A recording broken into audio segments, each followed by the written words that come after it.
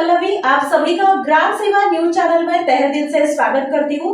ग्राम सेवा news channel Maharashtra में भिवंडी, शिरडी, सूरत, नासिक, सोलापुर, बेंगलोर इन सभी शहरों में गुजराती के साथ साथ मराठी, तेलुगु और हिंदी माध्यम के द्वारा प्रसिद्ध हुए। आज ही ग्राम सेवा न्यूज चैनल को सब्सक्राइब करें, शेयर करें और लाइक करें।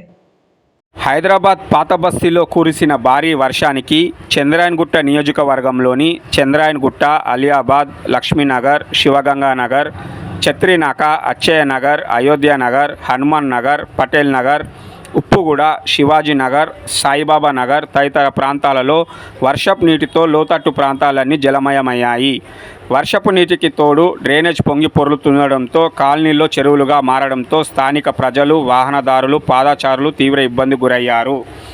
ఇప్పటికైనా జీహెచ్ఎంసీ అధికారులు వర్షాకాలానికి ముందే నాలల నుంచి మట్టిని తొలగించి ముంపు ప్రాంతాల్లో తగిన చర్యలు చేపట్టాలని స్థానికులు కోరుతున్నారు.